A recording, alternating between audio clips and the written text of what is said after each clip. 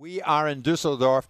It's Jim White and Simon Jordan. Graham Souness has headed off into the city. Graham will be joining Simon and myself later on in the tournament, maybe in Dusseldorf, maybe elsewhere, depending on what happens, of course, in the fullness of times regarding the matches. But three still remains three, because I'm delighted to say Graham's chair has been taken by talkSPORT's chief football correspondent. Mr. Alex Crook is with us. Alex, good afternoon to you. How are you finding life in Germany? Good afternoon. Nice to see you both in person. It's been good so far. Yeah, crammed in a lot of different places. I join you from Gelsenkirchen via a little outpost called Herne. Obviously, I've spent a lot of time in Berlin as well, and nice to get to see Dusseldorf. That's great. And just to recap the news that Graham brought us, Graham was travelling to Dusseldorf yesterday by train and told us at the top of the show that he took a call from his former colleague, former playing partner at Liverpool, Alan Hansen, who had been in intensive care. And just to say that Alan passed on his best regards to everybody and says that he's feeling a lot better and told Graham that he was fine with us broadcasting that. And we have done just that. That's lovely news, isn't it, Alex? We were all very concerned. I remember Alan Hansen way back playing football in Glasgow and then get his big move to Liverpool thereafter. The rest is history. It's great to hear that about Alan Hansen this lunchtime. Oh, brilliant news. The best news possible, and delighted Graham was able to share that and wish Alan all the best. What do you think about the Germans as a host so far? What have your experiences been like? Very friendly. Obviously, there was some disturbances in Gelsenkirchen yesterday, but my understanding is that was largely Albanians on Serbians. But I think the Germans have been great hosts. The infrastructure, I think, has left a little bit to be desired, as anyone who travelled as a fan to Gelsenkirchen last night would testify. But so far, so good. What was the problem specifically with that? Well, it seemed to be that the fan park that was housing 40,000 people on a racecourse was quite a long way from the stadium itself, that there weren't really enough trams to get those people to the stadium. There were trains being cancelled several hours before kickoff, and I think that was repeated after the game as well. Trains either delayed or cancelled, and thousands of people stuck at the station. And I think it's a UEFA issue. I was in Istanbul for the Champions League final with Manchester City. It was similar scenes there, and it was only the impeccable behaviour of their supporters and Inter Milan supporters that maybe negated what could have been quite a nasty situation. So I think if UEFA are going to house these tournaments, they're going to pick these venues, they have to make sure the infrastructure to get everybody in and out safely is there. What are you thinking about that? Well, no, I would have thought that would have been the case, because the one thing I would have always felt that you would be reliant upon is the German efficiencies. And we've seen the travel arrangements. We've been to airports. We've just seen Souness come across the country from Berlin to here on train, raving about it. And I'm surprised that UEFA can only control certain amounts of things, and the trains and the reliability of them or the cancellation can't be a UEFA issue. It can only be a localised issue. And if people assure people they're going to do things, and the structure is here, and the stadiums and the capacities and the environment's here, then at the end of the day, you can't. I mean, I'm happy to blame UEFA, FIFA, and any of the governing bodies for anything.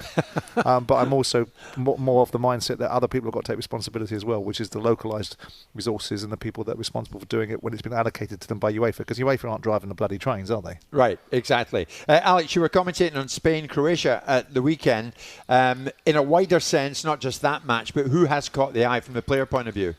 Well, certainly 16-year-old Lamine Yamal, I think he is a massive talent, and I think you can tell how good a player is at that age when you've got experienced teammates around him who are looking to give him the ball at every opportunity. So clearly they trust him to make something happen. He certainly did that. I thought as a team, Germany, albeit against a really poor Scotland side, probably the standout performance so far. I thought Florian Wirtz was particularly good for them. Spain were good going forward, but defensively I think they'll come unstuck against better teams.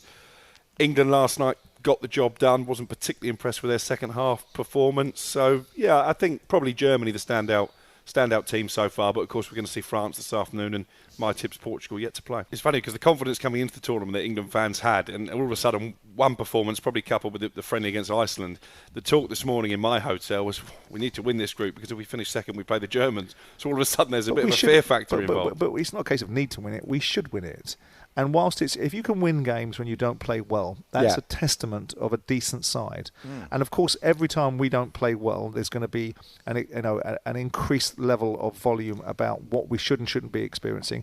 What do you want? Lucky generals or good generals? You know, he's lucky in the draws that he gets. We've now, at some point, we're going to get out of this group, irrespective of how much we stink the place out in second halves of games. Right? We're going to get out of this group. It's only when we come up against somebody of meaning that I will judge this England set of performances. Yes. Yeah. Alex, you touched on a bit of tables up and bottle throwing yesterday, and by all accounts, the individuals involved in that were a group of Serbian and a group of Albanian supporters.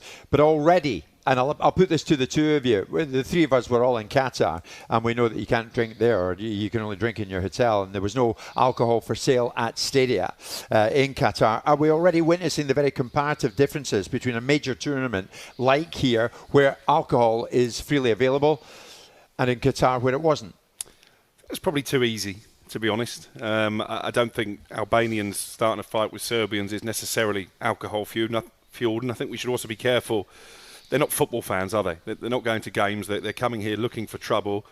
Obviously, there are going to be more of these kind of incidences, I think, in this tournament, because there's going to be a greater population of supporters. They didn't really travel en masse to Qatar, nor did they for the previous World Cup in Russia. And, of course, the last Euros was largely behind closed doors. So maybe there is a bit of pent-up aggression. But I think most fans, whether they've had a drink or not, have behaved themselves. I've been with a lot of England fans, Scotland fans as well. I was in a beer cellar in Berlin last week. There were Spanish and Croatian fans mixing in with the Scotland fans. I've got to say, I think it's largely been good-natured. So I don't think we should tar genuine football fans as people who are just looking to have a fight when they've had a drink. I think these are thugs who are looking to cause trouble, basically. I think that's a fair comment from Alex, don't you, Simon? Not necessarily alcohol-induced, is it? No, I mean, it plays a part, but it doesn't play the predominant part. And I think also the volume of supporters. When we're talking about 250,000 Scots coming over, for 3 games, max.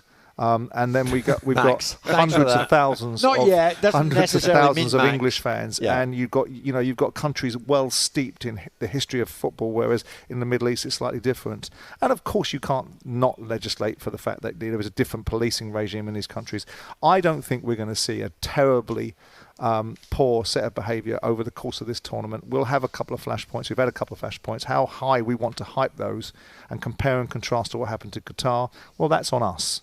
That's on us. But I think ultimately what I've seen and what we've seen most of the time has been football fans looking forward to a really good tournament with the majority of them really wanting to integrate with one another, a bit of Mickey taking, a bit of banter, a bit of people taking the rise out of one another, but not too much of the extreme nonsense that we may have seen in tournaments going back 20, 25 years.